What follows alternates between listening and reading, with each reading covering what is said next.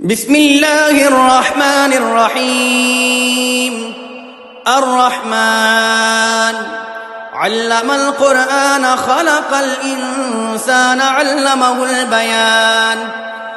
الشمس والقمر بحسبان والنجم والشجر يسجدان والسماء رفعها ووضع الميزان ألا تطغوا في الميزان وأقيموا الوزن بالقسط ولا تخسروا الميزان والأرض وضعها للأنام فيها فاكهة والنخل ذات الأكمام والحب ذو العصف والريحان فبأي آلاء ربكما تكذبان.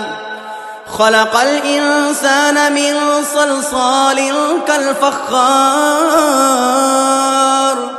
وخلق الجان من مارج من نار فبأي آلاء ربكما تكذبان. رب المشرقين ورب المغربين فبأي آلاء ربكما تكذبان. مرج البحرين يلتقيان بينهما برزخ لا يبغيان فبأي آلاء ربكما تكذبان. يخرج منهما اللؤلؤ والمرجان فبأي آلاء ربكما تكذبان. وله الجوار المنشآت في البحر كالأعلام فبأي آلاء ربكما تكذبان. كل من عليها فان ويبقى وجه ربك ذو الجلال والإكرام فبأي آلاء ربكما تكذبان. يسأله من في السماوات والأرض كل يوم هم في شأن فبأي آلاء ربكما تكذبان. سنفرغ لكم أيها الثقلان فبأي آلاء ربكما تكذبان. يا معشر الجن والإنس إن استطعتم أن تنفذوا من أقطار السماوات والأرض فانفذوا لا تنفذون إلا بسلطان فبأي آلاء ربكما تكذبان. يرسل عليكما شواظ من نار ونحاس فلا تنتصران فبأي آلاء ربكما تكذبان. فإذا انشقت السماء فكانت وردة كالدهان فبأي آلاء ربكما تكذبان. فيومئذ لا يسأل عن ذنبه إنس ولا جان فبأي آلاء ربكما تكذبان. يعرف المجرمون بسيماهم فيؤخذ بالنواصي والأقدام فبأي آلاء ربكما تكذبان.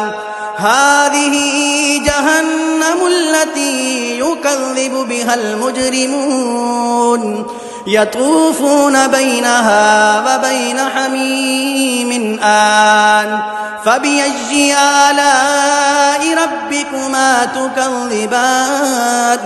ولمن خاف مقام ربه جنتان فبأي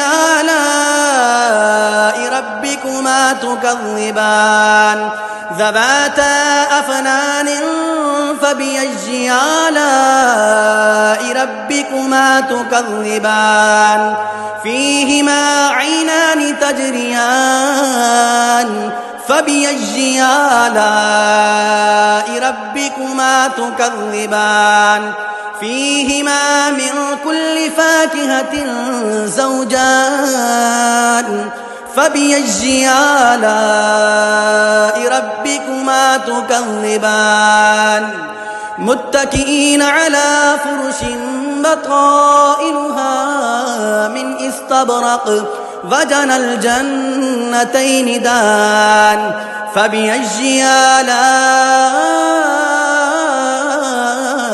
ربكما تكذبان فيهن قاصرات الطرف لم يطمثهن إنس قبلهم ولا جان فبأي آلاء ربكما تكذبان كأنهن الياقوت والمرجان فبأي آلاء ربكما تكذبان هل جزاء الإحسان إلا الإحسان فبأي آلاء ربكما تكذبان ومن دونهما جنتان